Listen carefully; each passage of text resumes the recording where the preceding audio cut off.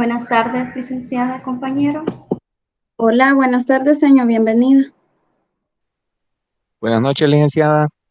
Buenas noches, profe, bienvenido. Buenas noches, señor Flor.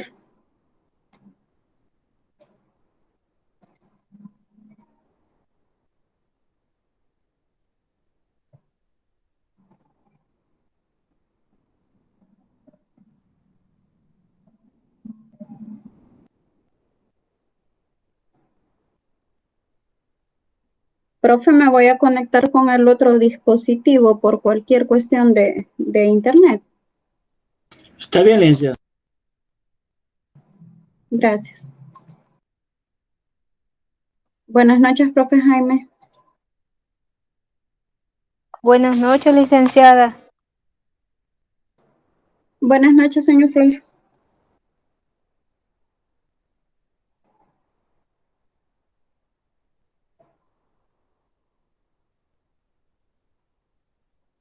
Muy buenas tardes, licenciada. Buenas tardes, compañeros. Buenas tardes, señor Sonia, bienvenida.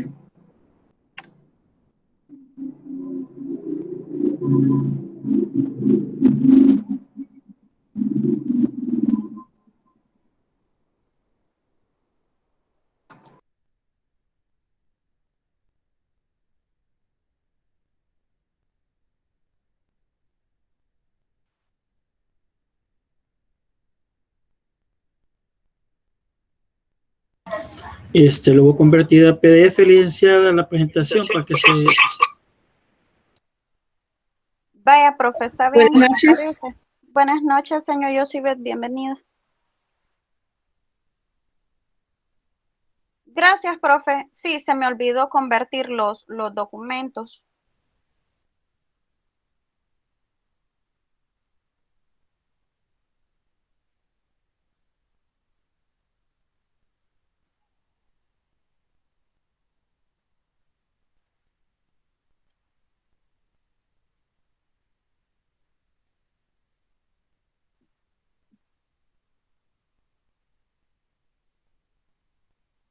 Buenas noches, señor Marlene, bienvenida. Gracias.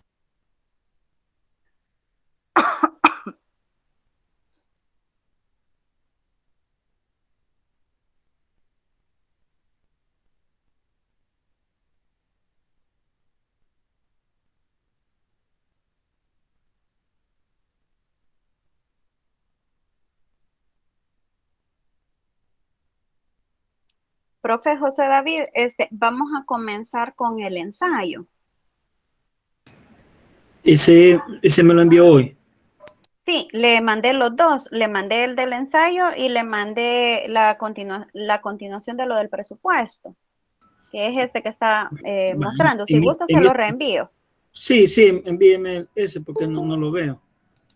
Va, ahorita.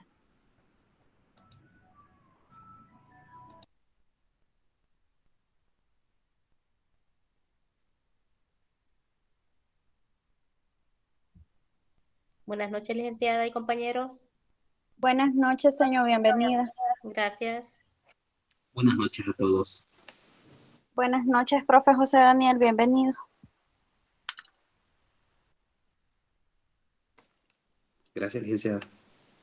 Bueno, ahí le acabo de mandar, de reenviar, profe José David.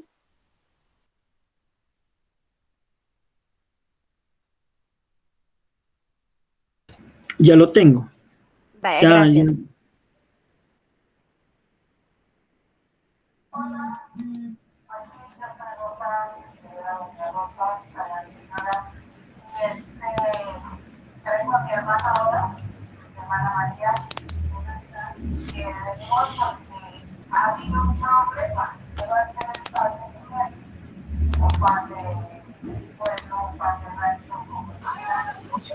Buenas tardes. Buenas tardes, profe Fernando, bienvenido. Gracias, Lick. Buenas tardes, compañeros.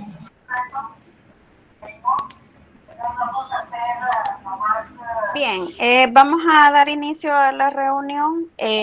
La vamos a dividir en dos momentos. Un primer momento será para para hablar sobre algunos puntos específicos sobre la tarea que ustedes van a presentar, que es del ensayo. Y el otro momento de la clase será para que hablemos sobre uno de los elementos que nos hacen falta dentro de la matriz del marco lógico, que es el presupuesto. Entonces, para dar inicio, vamos a comenzar hablando sobre el ensayo. Entonces, el documento que el profe José David nos está haciendo el favor de compartir, yo se lo voy a subir a Classroom terminando esta reunión. Y en él se describe a detalle en qué consiste un ensayo. Yo creo que la mayoría de ustedes pues ha tenido la experiencia de escribir este tipo de textos académicos, no solo pues en la licenciatura, ¿verdad? Sino que me imagino que también en el profesorado. Quisiera saber, quizás haciendo algún sondeo, que me hagan el favor ubicando ahí la manita. ¿Cuántos han escrito ensayos en algún momento?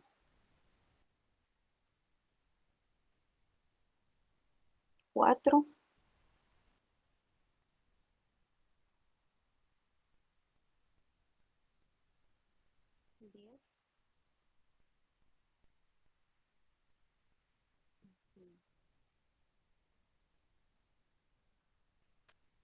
Buenas noches, licenciada y compañeros. Buenas noches, señor, bienvenida. Bien, quizás Gracias. más o menos la mitad del grupo de los que estamos acá. Bien, para, no tengo la opción de manita, dice el profesor José Daniel, muy bien, pero asumo que sí lo ha hecho. Bien, entonces, digamos de que es un grupo bien reducido de personas que están dentro de la reunión, pues que no han tenido la experiencia de escribir este tipo de textos.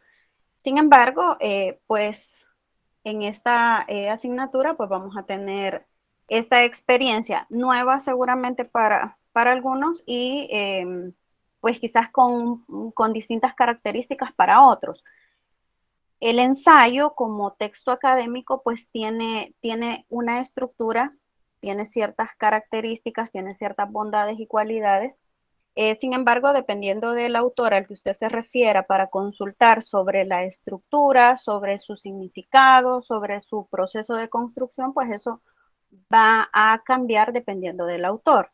Entonces, en el documento que yo les voy a facilitar hay una descripción y en él se presenta a detalle en qué consiste el ensayo y dice que es bueno, primero no dice que es un texto, sino que dice que es una de las tareas de escritura más frecuentes a nivel de la universidad. Sin embargo, pues para los que trabajamos en los niveles de básica, tercer ciclo, bachillerato, sabemos que este tipo de textos también se utilizan en esos niveles.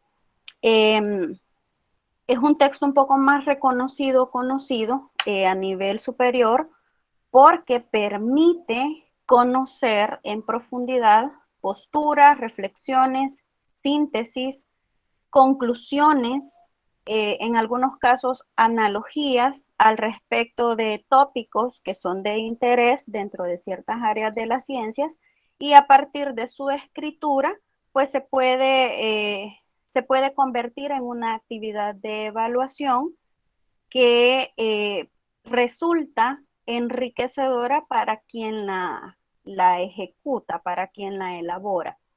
Entonces,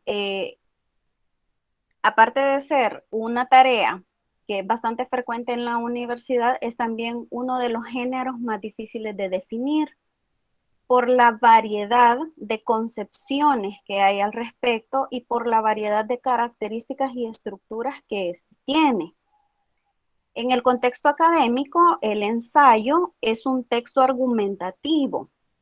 Esto significa que va a tener pues un desarrollo, va a tener una tesis, va a tener argumentos y por supuesto va a tener conclusiones. Por ser un texto argumentativo, el autor expresa sus reflexiones sobre un tema, discute las ideas, plantea una postura propia y la apoya a partir de otras fuentes de información. Esto implica la búsqueda de una sustentación teórica para poder enriquecer el documento que está construyendo. No es solamente la interpretación de lo leído, de lo investigado, porque entonces no sería un ensayo, sino más bien sería un resumen. Sin embargo, a la hora de escribir el ensayo, se hace una contrastación entre lo que yo he investigado, citando a autores que conocen sobre el tema y relacionando mis puntos de vista con la postura o las posturas de las personas que han escrito o conocen el tema. El grado de explicitación de la postura propia es variable. Esto puede depender, por ejemplo, del hecho que yo podría tener una idea, un conocimiento previo sobre el tema, el tópico, el contenido, pero este puede cambiar a partir de la investigación que yo hago. Seguramente algo previo, una idea previa tengo sobre el contenido, pero este se modifica en la medida que voy explorando un poco más sobre el tópico que me interesa. Es una composición escrita, resultado de un proceso personal que implica investigar, diseñar, ejecutar y revisar el texto. Utiliza un lenguaje directo, sencillo y coherente. Y sobre todo, aunque no lo dice ahí, usa un lenguaje de tipo científico. Su extensión y complejidad depende de varios factores, entre ellos, en este caso, la edad de los estudiantes, el semestre que cursan, el tema, las posibilidades para obtener información, etc. Haciendo referencia a esto, tal y como lo dije cuando comencé la descripción, les decía de que el ensayo como técnica se puede utilizar en niveles inferiores, por ejemplo, en tercer ciclo o en bachillerato. Ahora, un documento de este tipo, un escrito, un texto académico, como un ensayo, no se lo voy a pedir igual a un alumno de tercer ciclo a un estudiante que está a punto de egresar de una licenciatura. Por lo tanto, las características de su estructura se va a modificar. Va a tener otros niveles de exigencia. ¿Cuáles son las características que tiene el ensayo?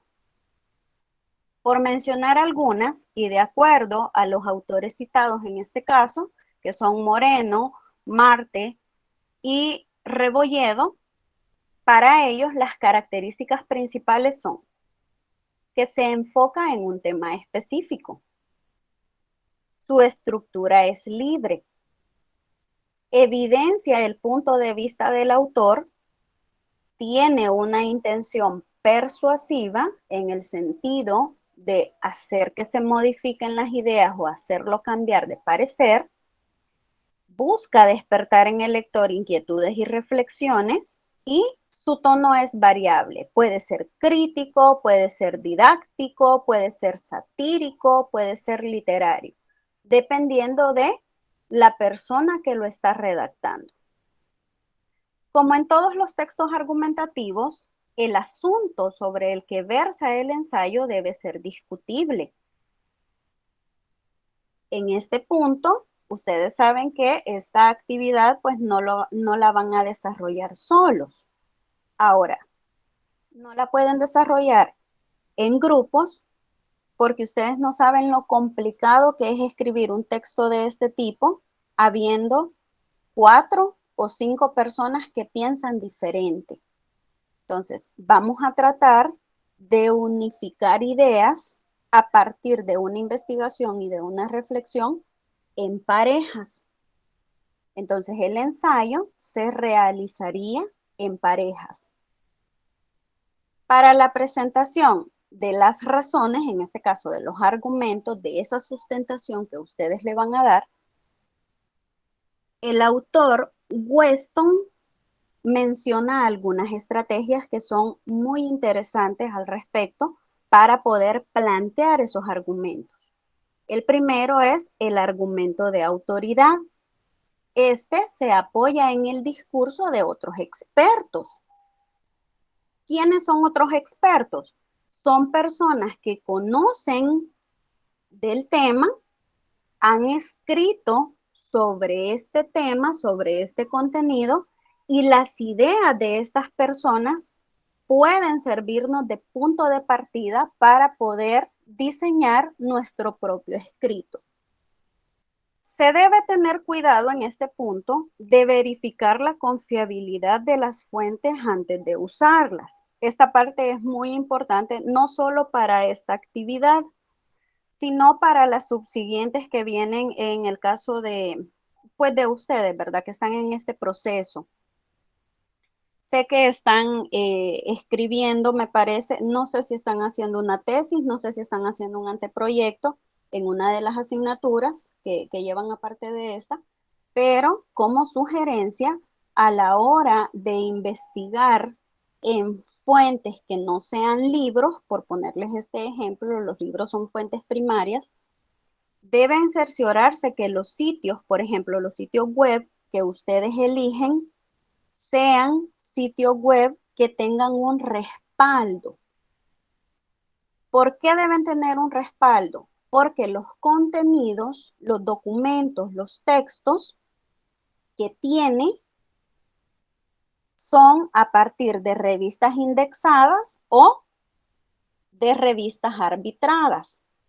¿Qué significa esto? Que todos los estudios que usted va a encontrar en esos sitios web han sido revisados metódicamente y minuciosamente por personas que son expertas en esa área. Y por lo tanto, la confiabilidad del documento no se va a poner en tela de juicio a la hora de hacer la revisión del material que usted está presentando. Es de suma importancia en este punto conocer sitios seguros de búsqueda y también conocer nombres de entidades o de instituciones que se encargan de publicar estudios referentes al tema que usted está investigando. Porque esto le dará la certeza a usted como investigador que el contenido que está en ese sitio web es seguro. Les voy a poner un ejemplo bien sencillo. Dígame, señor Roxana, antes de poner el ejemplo. No, disculpe, la mano creo que no la bajé. Ah, vaya, está bien. Sí, sí. Bien, les pongo un ejemplo sobre esto. Normalmente cuando nosotros buscamos información en Internet, ¿cuál es el primer sitio que aparece cuando buscamos información? Veamos. Wikipedia. Correcto. El primer sitio de Internet que casi siempre aparece es la Wikipedia. La Wikipedia es una página, es un sitio web que hace las veces de comunidad. Entonces, si usted tiene una suscripción como editor, usted puede modificar el contenido que está en las páginas. Y por lo tanto, como es un contenido que está disponible en cualquier momento para que cualquier persona pueda modificarlo si tiene el cargo de editor, eso significa que la información que está ahí no es 100% segura. Entonces, a la hora de buscar información, debemos cerciorarnos, uno, que los sitios que estamos consultando sean sitios seguros. Una primera recomendación de búsqueda es que en lugar de buscar en el Google normal, en el que acostumbramos a buscar la información, es que utilicemos, por ejemplo, el Google escolar o, en nuestro caso, que ya estamos en niveles académicos más altos, utilicemos el Google académico. Usted coloca ahí en el Google normal, Google académico, y le va a reabrir una página en donde usted va a poder buscar información de un tema cualquiera y lo primero que le va a aparecer es la cantidad de artículos en donde se ha citado este tema, podría ser que le refiera a algún tipo de texto, libro que esté disponible en la web. Le podría aparecer también una cantidad de, a lo mejor de revistas indexadas en donde hay información sobre ese contenido, o le puede referir una lista de fuentes en donde usted puede ir y buscar. No necesariamente tienen que ser fuentes primarias o secundarias, solamente le va a tirar una lista. Entonces, este tipo de sitios de búsqueda son más seguros. Y aparte de que son más seguros, usted tiene la certeza de que la información que ha buscado y con la que está sustentando su trabajo es información que está arbitrada y es información que está revisada meticulosamente. Bien, siempre hablando de la cuestión del diseño, de la teoría en este caso, también están los argumentos de causalidad, que en este caso los argumentos de causalidad lo que hacen es aprovechar las características de la estructura expositiva que tiene el texto que usted va a diseñar y a partir de este ir enlazando, se puede decir así, ir enlazando un párrafo con otro. A partir de las ideas que yo tengo en el párrafo de arriba, yo continúo haciendo como este enlace entre párrafo y párrafo, y un párrafo será la continuidad del siguiente y así hasta que termine mi documento. Dice acá, para construir argumentos sólidos, pero sobre todo para construir argumentos coherentes. También existen los argumentos de hecho, los argumentos de ejemplo y los argumentos de analogía. A la hora de escribir este texto académico, puedo muy bien seleccionar, de hecho puedo seleccionar los 5 tipos de argumentos en los párrafos que voy a diseñar, o puedo elegir más de uno. Podría elegir, por ejemplo, argumentos de hecho en donde se usan, que en este caso se usan cuando el autor se apoya de una situación conocida y compartida por los lectores. Esto es de conocimiento general. Y aquí lo único que va haciendo es colocando como ese toque personal que tiene al respecto de lo que él tiene conocimiento sobre el tema.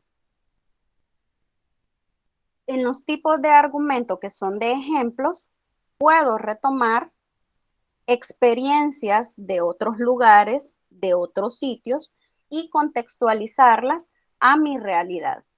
Un ejemplo de esto es contextualizar, porque vamos a hablar de proyectos, contextualizar el éxito o el fracaso que pueden tener proyectos en otros países y que se han querido poner en práctica acá en nuestro país y que por diversas circunstancias pues no han podido ser. En ellos se plantean generalizaciones y también se pueden incluir el uso de testimonios. Finalmente, el argumento por analogía, en lugar de tomar varios ejemplos para apoyar una generalización, como se hace en el anterior, se utilizan las características de un caso en particular para indicar las posibles semejanzas que éste tiene. Esto va a depender, la elección en este caso, del discurso, que serán los argumentos que se van a construir, será de común acuerdo entre la pareja de docentes que va a diseñar, a escribir el ensayo. Sobre la estructura que tiene el ensayo, vámonos de una vez al esquema. Este presenta un esquema con los siguientes elementos. Bien, el ensayo tiene, permítanme,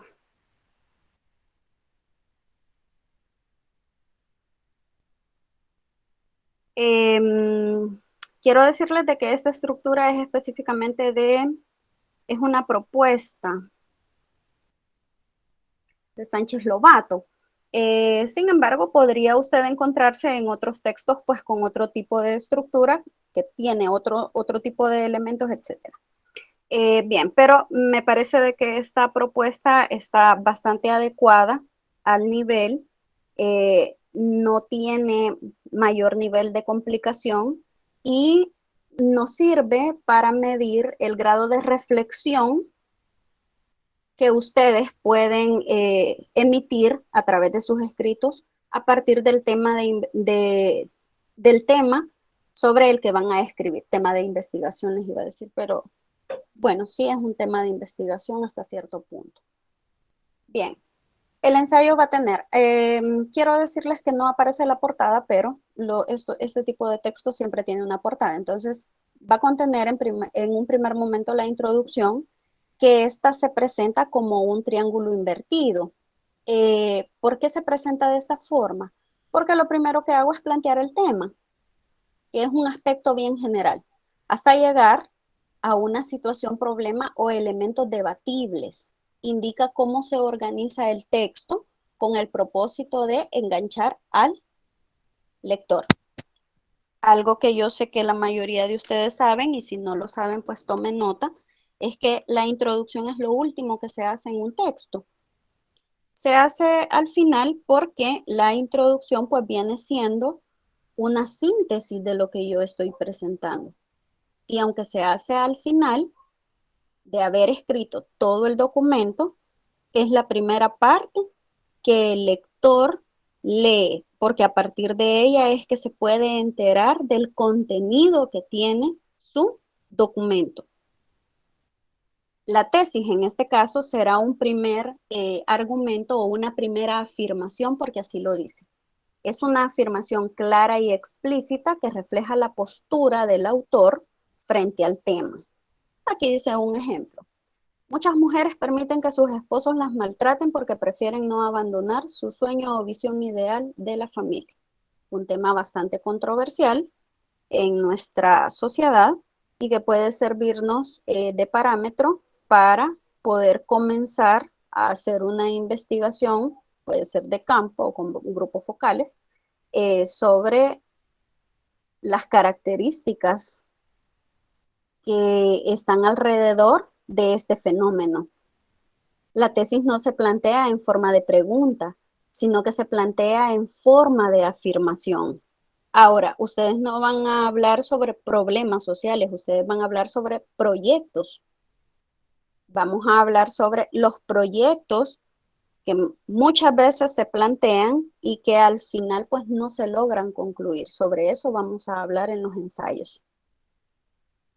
La siguiente parte que lleva el ensayo son los argumentos. Estos argumentos pueden ser de los tipos que acabamos de mencionar arriba y deben representar en este caso refutaciones de contraargumentos. ¿Por qué dice esto? Porque muy seguramente yo voy a ir con ciertas ideas a la hora de escribir el ensayo.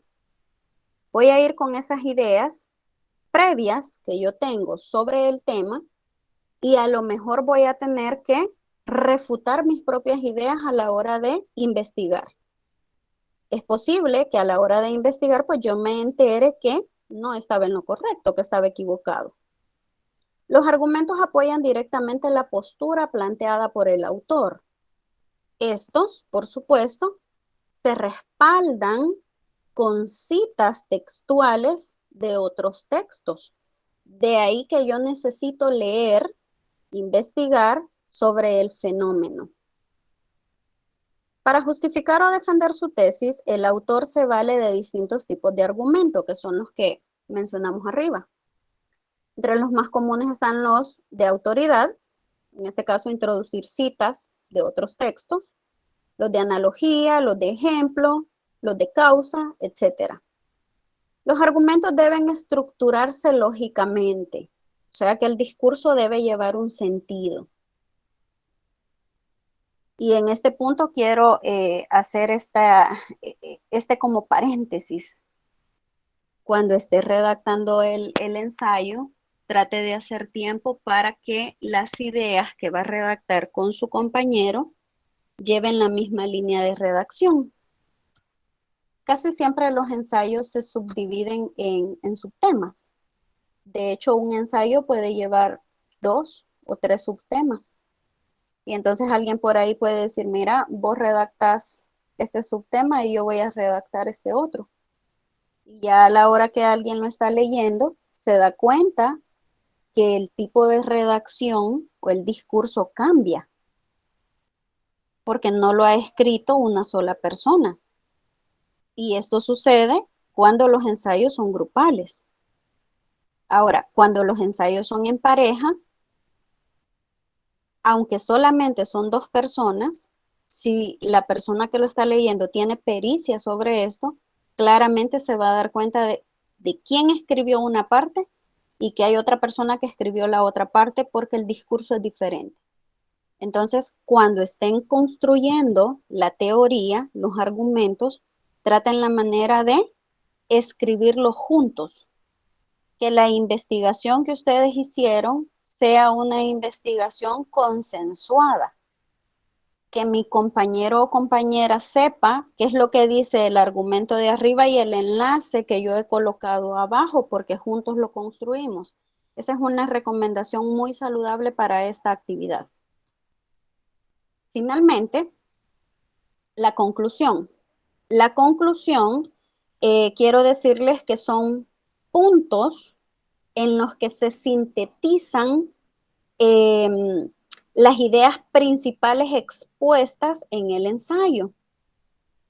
Estas o estos puntos no son copiados y pegados, fíjese bien, de los argumentos, porque de repente alguien puede hacer eso, igual que en la introducción. Alguien puede hacer copiado y pegado de los argumentos y ponerlo en la introducción, y en realidad tanto la introducción como la conclusión son construcciones. Una que es para inducir al lector sobre el contenido del texto que se está leyendo, y la otra, que es la conclusión, en donde el autor del ensayo puntualiza, concretiza, aterriza, por así decirlo, en puntos medulares, en hallazgos, en conjeturas, en reflexiones que vienen a partir de haber conocido y de haber investigado. Dice que puede incluir una invitación a la acción. Esto significa que si usted encuentra en esa investigación que hay camino todavía por recorrer y usted descubre cuál es ese camino que se debe seguir, pues usted lo puede poner muy bien en esa conclusión. Hay 2 preguntas que son bien importantes más abajo. Dice, ¿por qué asignar la escritura de un ensayo? Porque es una actividad que vale 20% de la asignatura. En realidad no es por eso, sino que es porque el ensayo como técnica de evaluación permite evidenciar las reflexiones que tienen los estudiantes al respecto de un tema. La materia que estamos llevando es formulación y evaluación de proyectos, y por lo tanto ustedes van a ir a investigar sobre proyectos que se realizan y se tratan de desarrollar en nuestra realidad, en nuestro entorno. Por lo tanto, a la hora de asignar esta tarea, se trata de integrar competencias de búsqueda, de selección, de depuración y de uso correcto de información, de dominio conceptual, de pensamiento crítico, de argumentación y de escritura correcta. Hay una forma de cómo se puede orientar la escritura del ensayo, y esta está reflejada en el esquema que aparece abajo. No sé si me puede hacer el favor de bajar, profe. Ahí. ¿Cómo vamos a organizar esta escritura de este documento? La podemos organizar a partir de una estrategia de planificación. Esta estrategia de planificación va a tener algunos elementos. Entonces, como punto de partida, podríamos utilizar el esquema que aparece sugerido. Quiero decir que este es un esquema sugerido y que puede ser muy útil para orientar la escritura del borrador, en donde yo planteo pues el tema. Abajo de este documento hay una lista de temas que es una sugerencia que yo estoy haciendo para que ustedes investiguen. Aparece abajo, profe, de los criterios, esa. Pero la vamos a ver después.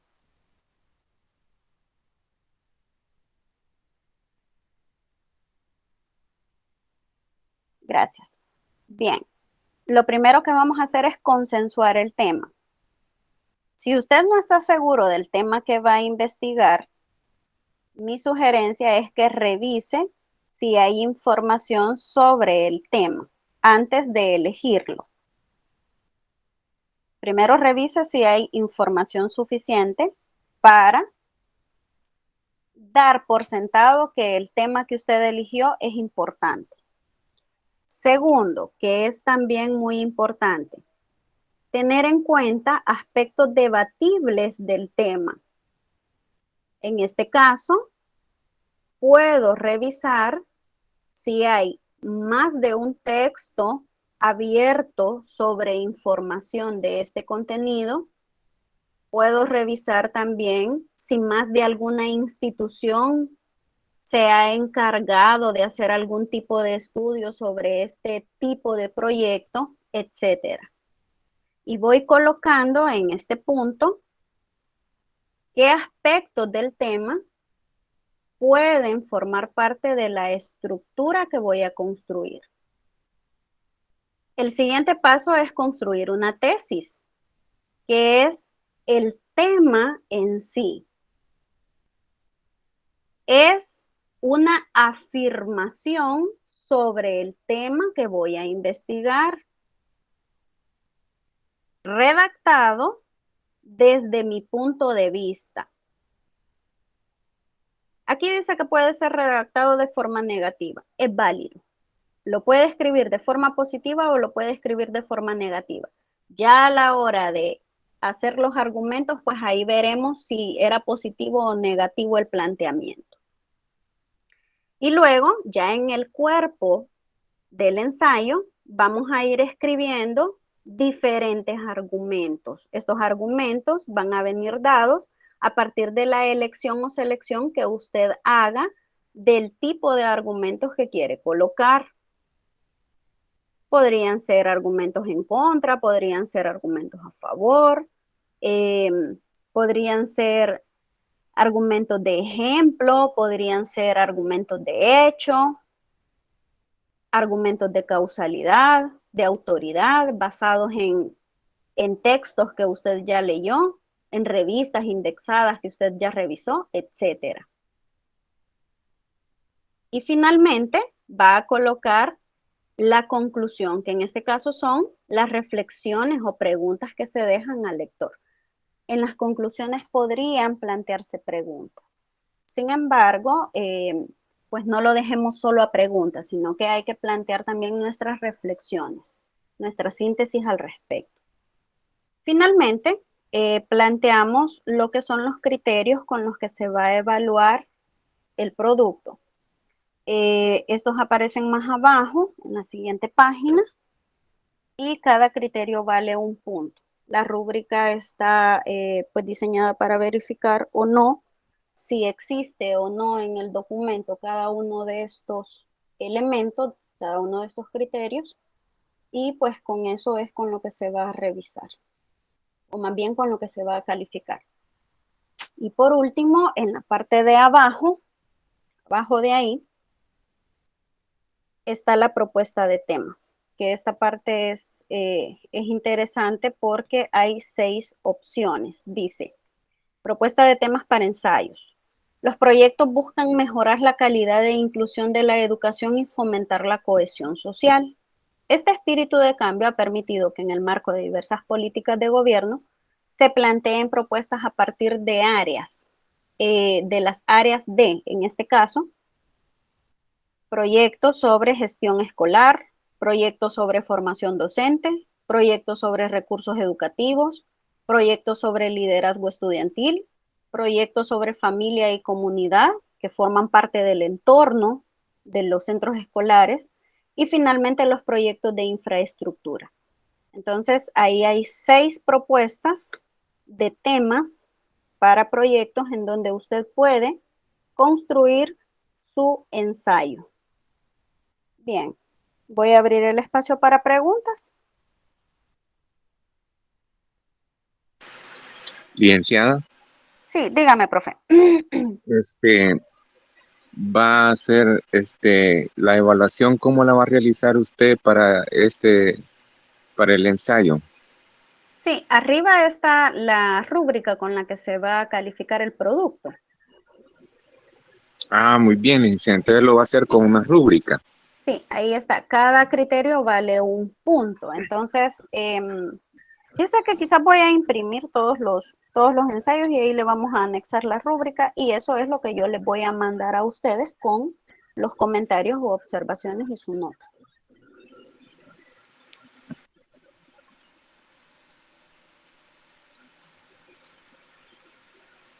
Una pregunta. Sí, dígame. ¿Podría realimentar qué significan páginas indexadas, por favor? Sí, claro. Vaya, no son páginas, sino que son revistas indexadas. Vaya, las revistas indexadas surgen como producto de investigaciones. Vaya, les pongo un ejemplo. Digamos que mi tesis de maestría o mi tesis de doctorado presenta un tipo de estudio que cumple con ciertos requerimientos para convertirse en artículo científico. Una tesis es un estudio, es un tipo de estudio que presenta ciertas características, pero al ser presentado a una casa editorial o a una junta de arbitraje, este se puede convertir en un artículo científico. Entonces, las revistas que publican artículos científicos tienen un panel de expertos que verifican si los datos que yo he planteado en ese artículo son reales, si los estudios que yo he presentado son verdaderos. Entonces, después de someterse a esos estudios y después de leerlo, no solamente una persona, sino que son varios árbitros, expertos en el área, expertos en redacción, expertos en el campo de la investigación. Ellos me dicen, bueno, su artículo académico cumple con los requerimientos específicos y sí se lo vamos a aprobar. Entonces, ¿qué sucede? Ahora mi tesis ya no es solo una tesis no es una tesis de posgrado, sino más bien se ha convertido en un artículo científico que se va a publicar. ¿A dónde se publica? Puede publicarse en sitios oficiales, por ejemplo, en la revista Minerva de la Universidad del Salvador, se puede registrar en la editorial universitaria y también se puede registrar en Internet. Cuando llegamos al punto del Internet, estamos hablando de las revistas indexadas. Revistas indexadas como Cielo, como Realdec. Hay 2 revistas panameñas también que hacen este tipo de arbitrajes y usted puede mandar su documento. Hacen este proceso de arbitraje en México, en México, en Perú, en Argentina, en diferentes países de Latinoamérica se puede hacer eso. Les voy a mandar una lista de direcciones que ustedes pueden utilizar, o más bien de nombres de revistas en donde ustedes pueden buscar información. No sé si me explico. Silencio, quedó claro, gracias. Bueno, quiero ver si puedo encontrar uno aquí. Licenciada, Hola. en cuanto a las referencias, Uh-huh. ¿colocamos solamente las que mencione en el ensayo o se pueden agregar otras? ¿Cómo, profe? Como en el ensayo se citan algunas, ¿verdad? Uh-huh. Por ejemplo, un autor, un libro, etcétera. Ya le entendí. Entonces, Ujú. ajá, ya en las referencias, porque el ensayo lleva referencias, licenciada. Sí. Entonces, colocamos, por eso la pregunta, ¿colocamos solo las que nos refiramos ahí en el ensayo O o también las agregamos consultadas, dice. Es que hay o unas que son consultadas? Correcto, citadas, sí, están sí, las citadas y las consultadas. correcto, sí, De sí. preferencia, solamente las citadas. Ah, vaya, muy bien, vaya. Gracias, licenciada. Bueno, permítanme que no encuentro esto que ando buscando. Les voy a compartir. Dígame. Licenciada, Hola, dígame. una pregunta. Ujú. Según esta rúbrica hay 10 criterios, ¿verdad? Sí, Pero solo puede ser sí o no. Entonces, ¿qué en pasaría este caso, ¿qué pasaría en los criterios aparece solamente no? difícilmente le aparece solo no. Acuérdese de que cada criterio vale un punto. Ajá, por eso es mi Vale. pregunta, porque o está bien Si o le sí, o pongo está que mal. no, si le pongo que no es porque no tiene el punto. Usted me decía para puntos medios, por ejemplo. Correcto, ¿sí? Tendría que hacer una verificación bien puntual, pero por eso es que le he puesto así puntualmente un punto. O sea, si me pone sí, gano el punto. Claro, Si me pone no, no gano nada. correcto. ¿Usted quisiera que tuviéramos un punto medio? No, pues sí, porque, o Sí. sea, siento que voy a trabajar y para que me ponga no. Vale, Ajá. quizás la sugerencia entonces aquí sería, entiendo yo, no sé si me salí. Hola, ¿me escuchan? Sí, sí, estamos ahí en la Vale, quizás línea. el punto aquí sería modificar la escala. Pues, podría ser, ¿verdad? Vaya, déjeme pensarlo. Déjeme pensarlo. Licenciada, yo le Hola, pedí a profe. David que presentara completa la rúbrica y no lo hace. Tal vez si le dice usted, licenciada.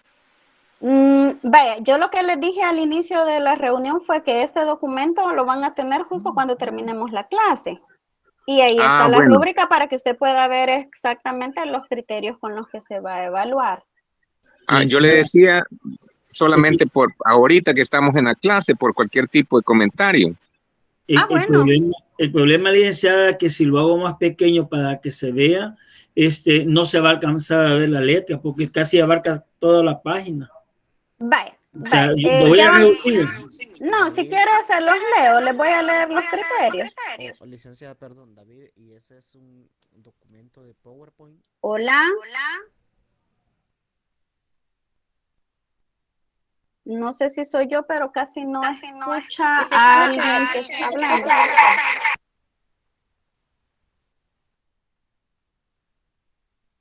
Hola, hola. Se le escucha, licenciada. Pero me refería a alguien que estaba hablando, pero casi no lo escuchaba. No, es que le preguntaba a David si ese era un documento si eran diapositivas. No, es un documento de Word, pero yo lo tengo en PDF. Y ese es el que les voy a mandar cuando terminemos la clase. Pero quizás para que ustedes queden claros de los criterios, se los voy a leer. El primer criterio es que presenta título claro y persuasivo. El segundo dice, voy a leer desde mi documento. El segundo dice, el texto presenta una contextualización en la que se plantea el tema, la situación problemática, así como el objetivo del texto.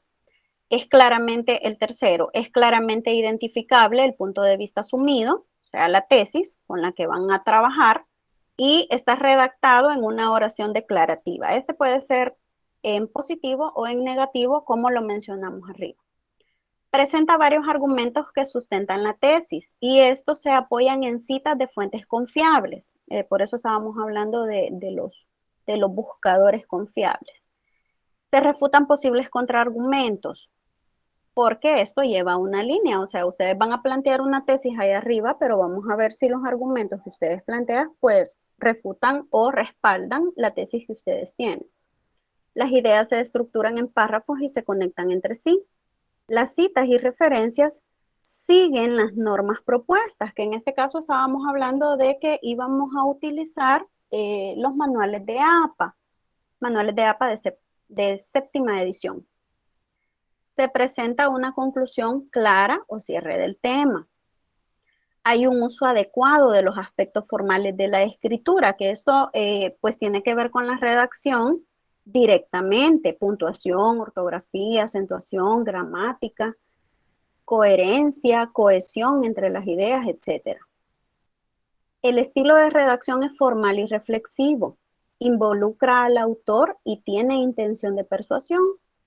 Y finalmente el texto cumple con la extensión y el formato indicado. Solo no hemos hablado de la extensión.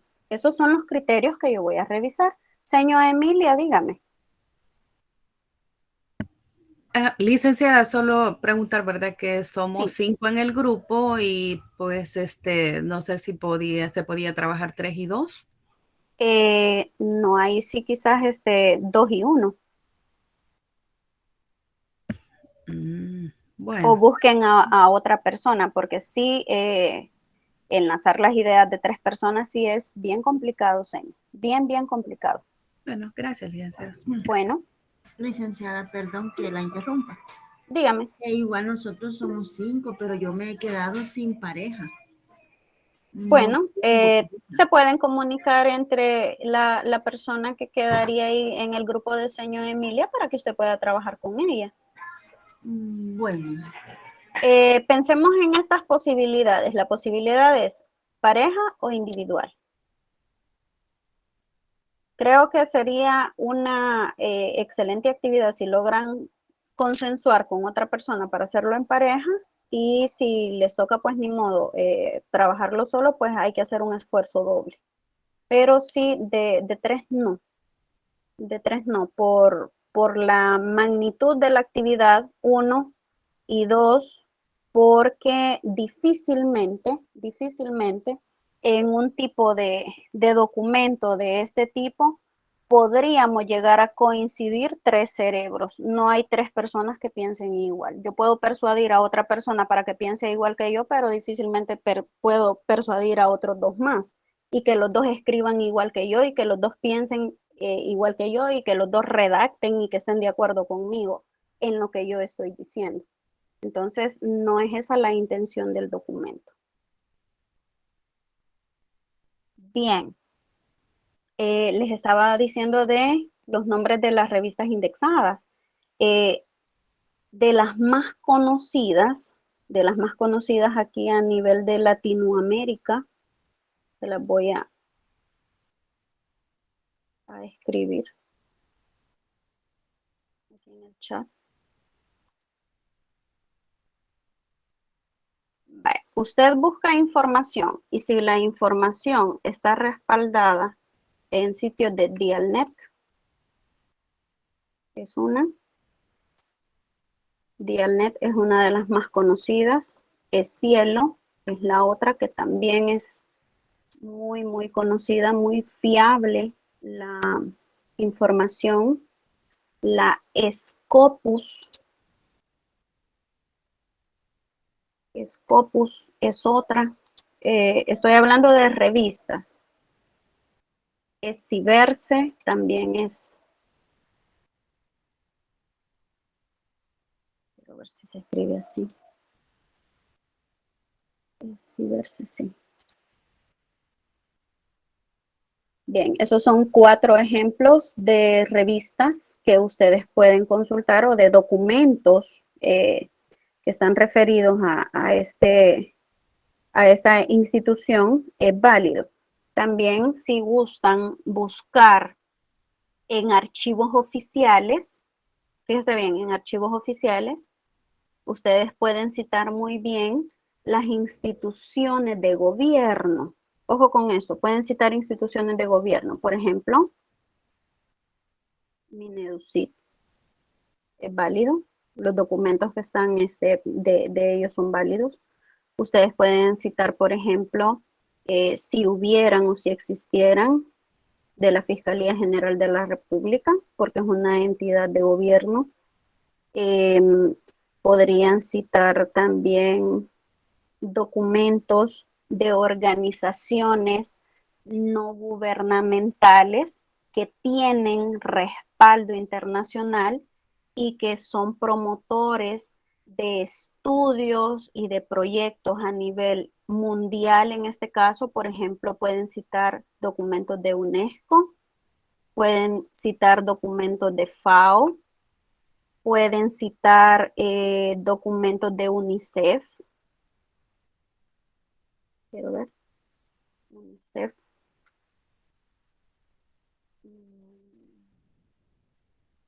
Pueden citar ministerios de educación de otros países.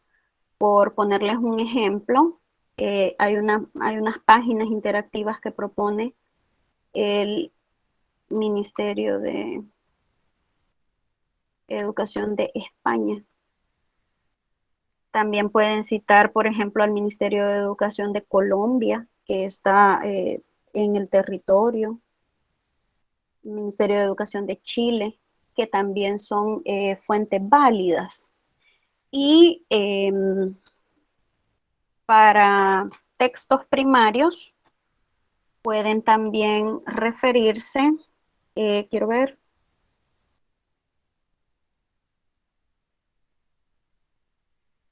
a la Biblioteca Miguel de Cervantes. La Biblioteca Miguel de Cervantes es una biblioteca pública virtual que es de la Universidad Católica de El Salvador. Y ahí hay diferente cantidad de contenidos que ustedes pueden buscar, y también, si fuera el caso, esto también les puede servir no solo en esta asignatura, sino que en la otra. Permítanme para no cometer un error.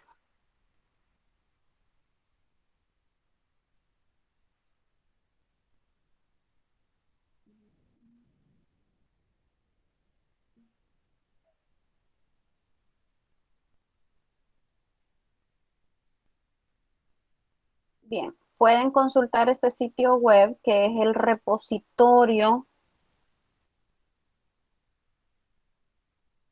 ese sitio, rius.edu.sb, que es el repositorio de tesis, o sea, el tesario virtual que tiene la universidad, y muy seguramente habrán tesis que hablan sobre alguno de los temas o el tema específicamente que usted va a elegir de, pues para investigar sobre los proyectos. Entonces, estas fuentes que les estoy mencionando, más la documentación que a lo mejor usted va a buscar por ahí, pues le pueden servir para sustentar el ensayo. Recuérdese de que a la hora de hacer las referencias bibliográficas hay una cuestión que es bien importante, y es que cuando usted inserta una cita, le sugiero que una persona inserte las citas, porque si están trabajando, en este caso en parejas,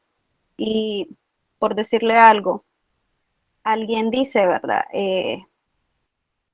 Voy a meter esta cita yo y luego voy a abrir el documento allá a la otra persona, se le van a duplicar las citas y es un poco engorroso el proceso para borrarlas. Entonces, a la hora de insertar las citas, pues revise bien el manual de APA para hacer este proceso, y luego cuando inserte la bibliografía, revise bien que todas las citas que ha puesto en el documento pues estén reflejadas en las referencias. Bien, eso sería con respecto al trabajo que se va a desarrollar. Este es con fecha 28. Quiero hacer una propuesta porque fecha 28 va a ser sábado.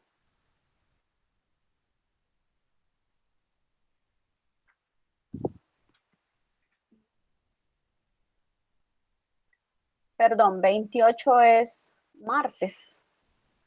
Entonces, la propuesta es para dejarlo para el sábado 2 de octubre. No sé si tienen alguna otra actividad programada. Y por aquello de lo de la fecha, ¿verdad? Ahí ustedes hacen la valoración. Licenciada, Dígame, profe. 2 de octubre a las 12 de la noche.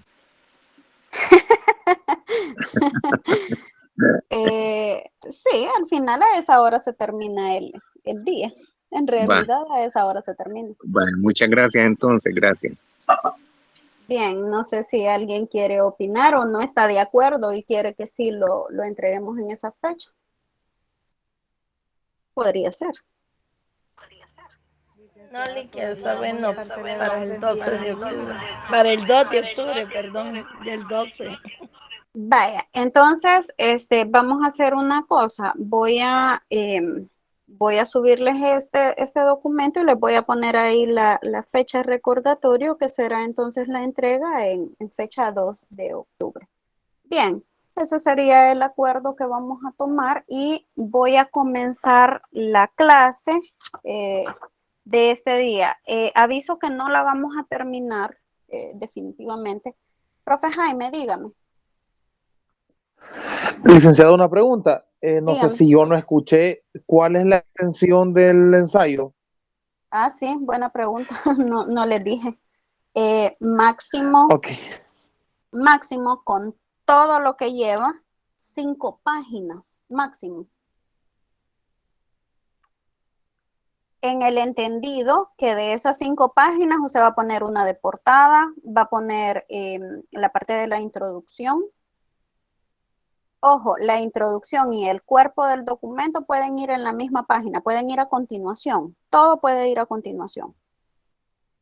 Las citas, si lo va a dividir en subtemas, eso es decisión o elección del grupo. Las conclusiones y luego las referencias. Eso sería lo que va a llevar. Pero sí no puede excederse de 5 páginas.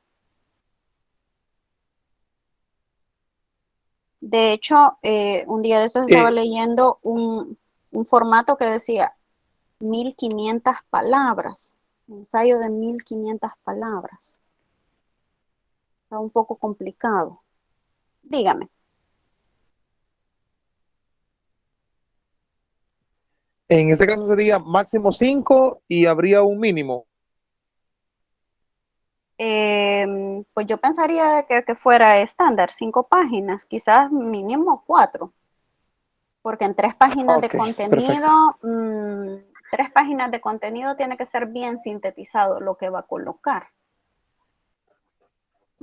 Ok, gracias, licenciada.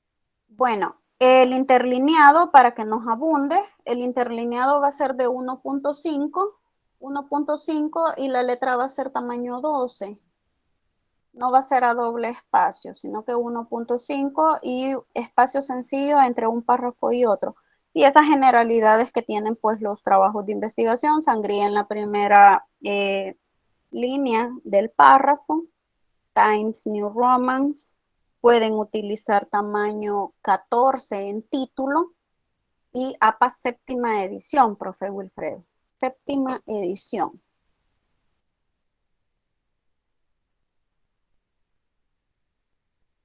Les voy a mandar un formato de los elementos, si gustan, para que solo lo vayan llenando. Entonces, eso se les va a facilitar un poco más.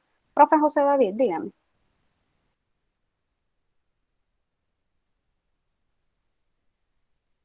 Dígame. Licenciada, le pregunté si de APA 6 o 7 es porque, precisamente por la fuente, porque en séptima edición es Calibri y en sexta es Time New Roman. Sí, es Times, tendría que ser Times. De hecho, fíjese de que eso, bueno, como eso lo regula una entidad internacional. Sin embargo, yo he asesorado tesis en donde hemos ocupado hasta letra Tahoma. Entonces, consensuemos y lleguemos al acuerdo que sería Times.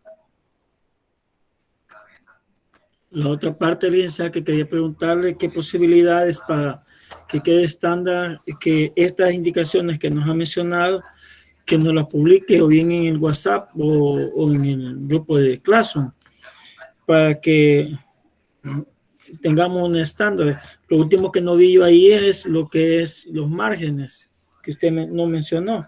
Los Solamente márgenes, sí, gracias, profe José David. Hay algunas cuestiones que son de formato que esas están reguladas por el manual de APA. Por ejemplo, lo de los márgenes. Lo único que yo estoy quizás aquí consensuando es el tipo de letra, el tamaño y el espaciado. Porque muy seguramente ahí en el manual se van a encontrar con que es doble espacio y tiene otro tipo de fuente y a lo mejor tiene otro tipo de tamaño. Pero sí, voy a tomar en cuenta esa sugerencia, profe, para estandarizarlo. muchas gracias, licenciada. Bueno, bien, este documento que el profe José David les está compartiendo es un resumen. Quiero decirles también que nos vamos a retirar faltando 5 minutos porque a las 8 de la noche tengo reunión otra vez. Entonces, hoy no cambié la hora de la clase porque llegamos a consenso que las reuniones de asesores iban a ser a las 8 de la noche. Entonces, no, para no afectarles el horario. Les voy a compartir el enlace de la asistencia aquí en este chat para que me hagan el favor de llenarlo. Y voy a comenzar con este documento. Este documento es el resumen, es un resumen de los elementos que debe llevar o debe contener el proyecto, el presupuesto del proyecto, que esta sería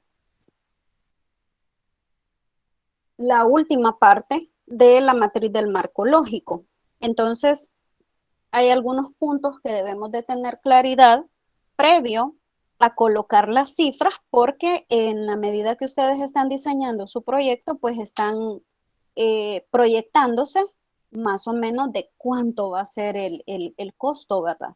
Y recordemos que dentro de la matriz del marco lógico hay dos elementos que nos obligan a pensar desde ya. No está habilitado el enlace, vaya, permítanme un momentito. Nos obligan a pensar en, en los costos que el proyecto va a tener, que en este caso son la estructura desagregada de trabajo, que es donde vamos a colocar cada actividad y cada tarea, y luego el cronograma. Entonces, en estas dos estructuras, nosotros ya debemos de ir pensando en a cuánto va a ascender el gasto. Ahora, ese gasto se va a colocar puntualmente en lo que es el presupuesto del proyecto. Ahora, ¿qué será el presupuesto? El presupuesto en este caso va a venir dado por la cantidad de actividades que nosotros vamos a colocar, porque cada actividad, quiérase o no, tiene un costo, va a tener un costo. Y ese costo, por supuesto, no va a venir desembolsado, por así decirlo, por los miembros del equipo que está formulando el proyecto. Y tampoco va a venir pues de otras fuentes, ¿verdad? Sino que tiene que llegar específicamente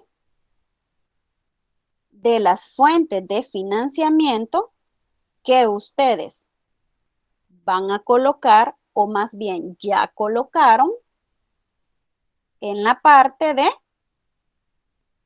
la matriz del marco lógico, en la parte de los involucrados, y que también pues están pensando en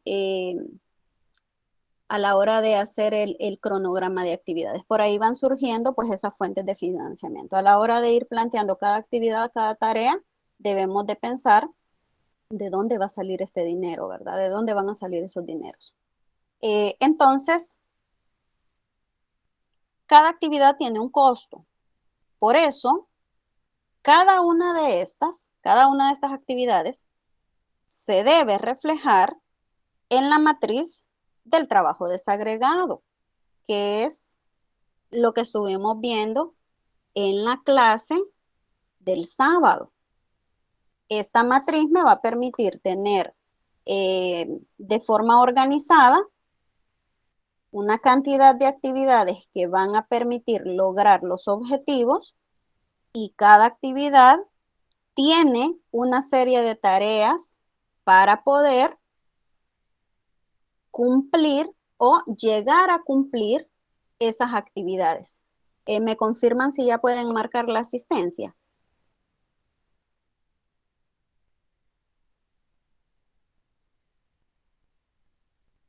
¿En dónde está, licenciada? Sí, Ya se licenciada. puede. Vale, muy bien, gracias. Bien, continuamos. Entonces, dijimos que la matriz desagregada de trabajo es en la que voy a reflejar todas las actividades que se plantean en el cronograma, de forma que cada una me va a conllevar a cierta cantidad de tareas. Estas me van a permitir el logro de la actividad y luego del objetivo. Ahora, en la matriz de responsables, esto es como un recordatorio, en la matriz de responsables voy a colocar a quienes les corresponde X actividad, voy a colocar el tiempo que se van a tardar en desarrollar esa actividad y voy a señalar el tiempo de inicio y de finalización. Ahora, en el caso del presupuesto, como yo ya tengo señaladas las actividades, las personas que van a estar involucradas y el tiempo que yo me voy a tardar en organizar cada una, o más bien en cumplir cada una de las actividades, voy a tomar en cuenta ciertas cuestiones. Dice, cuando yo elaboro un presupuesto, aquí hay unos tips para no fallar cuando estamos diseñándolo. Lo primero que debemos hacer es hacer un primer borrador donde se recojan todos los costos relevantes. Aquí no hace falta entrar en detalle, sino que debemos escribir qué cosas son las que más valor tienen y hacer una lista. Luego vamos a identificar las categorías de costos, o sea, todos los gastos que queden sin identificar. Aquí hay un detalle que también debemos de tener cuidado. Todos los gastos que queden sin identificar pueden causar pérdidas de financiación de costos directos o implicar la necesidad de presentación de un nuevo presupuesto. Y no nos podemos dar el lujo de hacer eso, sobre todo si el presupuesto que vamos a presentar es para anexarlo al presupuesto del año escolar del siguiente año. Ustedes saben de que ahí son cifras redondas. Entonces, si voy a hacer un borrador que me recoja los costos más relevantes, no quiere decir que voy a especular con respecto al precio y a decir, lo voy a poner un poco más caro por si surge algún inconveniente, porque se supone que a la hora de hacer el presupuesto, este debe ser lo más apegado al costo real que se pueda. Se deben conocer los límites, saber cuáles son los criterios presupuestarios a aplicar. En este caso, expresa una imagen más acomedida que se manifiesta en especificaciones de partidas máximas para determinados tipos de gastos o en función de periodos como trimestres o años. Entonces, en este caso, puedo hacer una selección de periodos, que esto de hecho me lo va a permitir la matriz de responsables, en donde yo puedo colocar por periodos aproximadamente cuánto voy a gastar. Puedo decir, en los primeros 3 meses del año voy a hacer tales actividades y en esas actividades voy a invertir tanto dinero. Y así sucesivamente irlo organizando. Ser realista. Finalizar el proyecto con el presupuesto calculado tiene que ser posible. Ahora, hay una técnica que vamos a desarrollarla en la próxima clase que tengamos, que es la técnica del valor ganado. Aquí vamos a hacer una contrastación entre los tiempos que yo he colocado en el cronograma, las cantidades de dinero que se supone que voy a invertir y una proyección de lo que espero gastar. Los resultados de esas operaciones que yo voy a hacer me dirán si el presupuesto que estoy calculando me va a permitir finalizar con éxito el proyecto o si tengo que hacer reajustes. Licenciada, Dígame, una profe. consulta. Sí, dígame. Referente, ¿qué pasa cuando yo hecho o tomo en cuenta o para hacer mi proyecto con los recursos ya existentes que tiene la escuela? Por ejemplo, por decir así, para nuestro proyecto vamos a necesitar una computadora y la escuela ya cuenta con esa computadora y nos la facilita. Con lo que son los megáfonos que ya están instalados y muchas de esos recursos ya existen en la escuela, el presupuesto se tomará en cuenta los ya existentes o cómo haríamos en este caso. Sí. Tendría que poner el valor de cada una de las cosas que va a utilizar. Porque ya existen.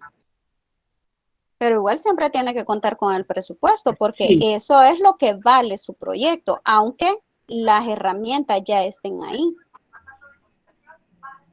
Entonces, cuando haga el presupuesto, puedo detallar que está detallado, pero ya existe dichos insumos.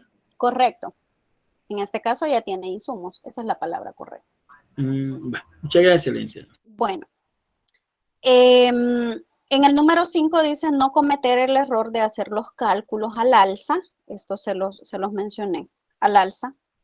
Para prevenir situaciones desfavorables. Hay que limitarse a utilizar la proyección de los costes reales. Para hacer esta proyección hay unos cuadros que aparecen abajo de este documento, pero como lastimosamente no voy a poder terminar de explicarlo, voy a finalizar la explicación del presupuesto en la siguiente clase. Entonces, les voy a dejar el documento para que ustedes lo puedan revisar. Vamos a sacar algunas preguntas si hubieran.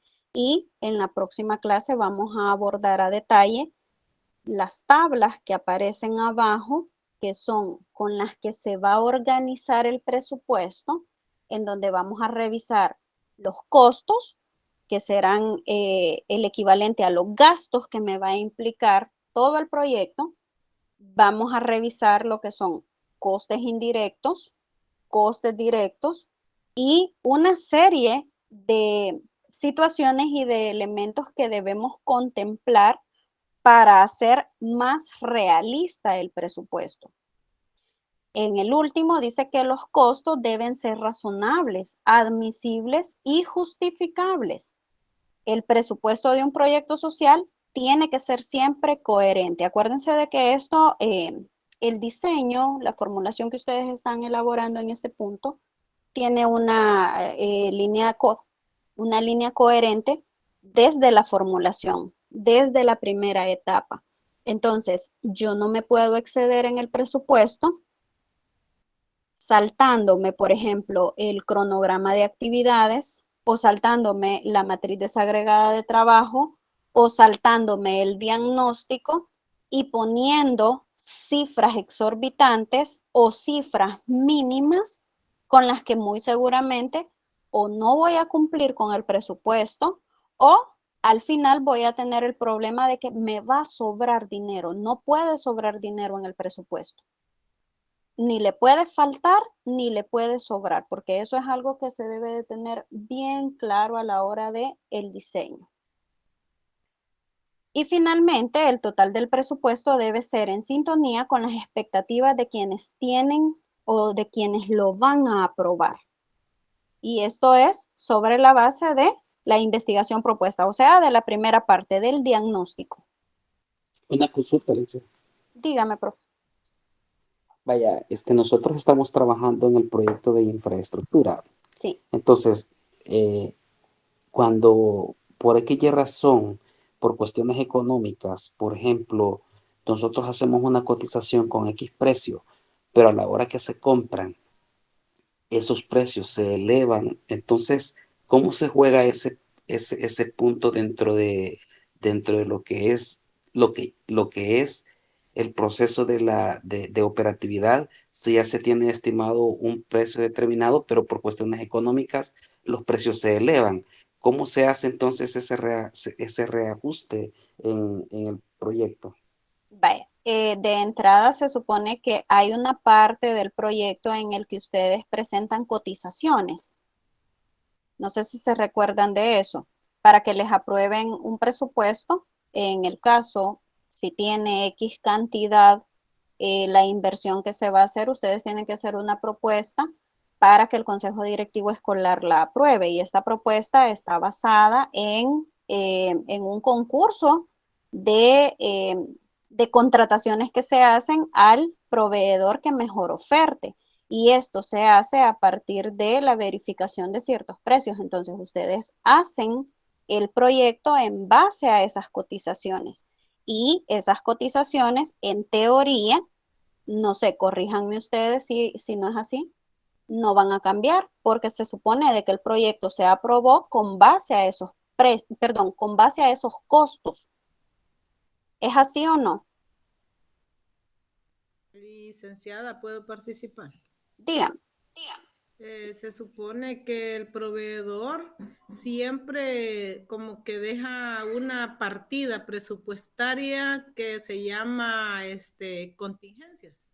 En el caso contingencias. Exacto, para cubrir cualquier gasto que no estaba previsto en el proyecto, ¿verdad? Eso tengo entendido yo que hacen los arquitectos o ingenieros que desarrollan las obras. ¿Cómo no? Bien, profe José Daniel, no sé si eso Pero claro, eso no va dentro de la carpeta de oferta que él muestra, ¿verdad? Sino que él lo contempla internamente, como una partida secreta, digámoslo. Ah, ya. Solo que los directores sí están enterados. Más o menos. Ah, vaya, muy bien, muy bien. Señor Isabel, no sé, profe José Daniel, no sé si le queda claro esa parte. Fíjese que no tan claro, pero Sí. porque como yo ya lo tengo presupuestado, ya está como usted nos decía, ¿verdad? Cuadrado al Sí. centavo todo, pero cuando por cuestiones económicas, vaya, por ejemplo, ¿verdad? Que digamos que ya lo tenemos presupuestado, pero hay un imprevisto, digamos una catástrofe, un temblor, los precios se elevan porque hay demanda de productos, entonces en ese caso, ¿cómo se reajusta? Es la pregunta. Vaya, en este caso, sí quizás aplica lo que señor Evelyn dice del plan de contingencia. Sin embargo, este plan de contingencia no tendría que exceder los costos que usted pues plantea. Estamos hablando de situaciones que en realidad están fuera de nuestro alcance, porque por ejemplo usted me habla que si el costo del proyecto se eleva por un desastre natural, habría que verificar si se puede hacer algún tipo de refinanciamiento. Y la otra cuestión es que de cuánto es el presupuesto con el que ustedes están trabajando o estiman trabajar.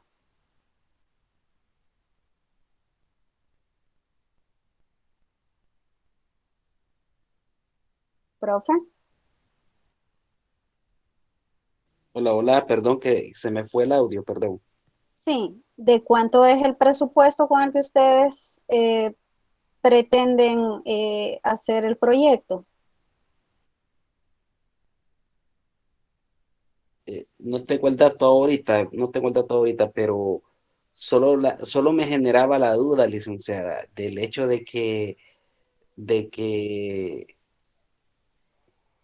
está presupuestado, ¿verdad? Pero digamos que Sí. no sea una catástrofe natural, pero los precios se elevan. Entonces, como usted nos dice, ¿verdad? Que tenemos que cuadrar al centavo y realmente así debe de ser en los proyectos. Entonces, eh, se compra menor cantidad, se hace un reajuste del presupuesto Se o tendría, de la no. Quizás tendría que ser en este caso, bueno, habría que crear un plan de contingencia con posibles alternativas en donde no se toque la parte económica, porque no se puede pedir más dinero, en este caso a los donantes o a la institución, y tampoco va a salir de la bolsa de ustedes como formuladores del proyecto, sino más bien posiblemente podrían esperar a que los precios se estabilicen para poder continuar con el proyecto y comprar los insumos que necesitan al precio que ustedes lo plantearon. Esa podría ser una solución. La otra es que, si bien es cierto, se tiene que cuadrar al punto que no, que no quede aquello de lo cuadraron de tal forma, pero les van a sobrar tanto.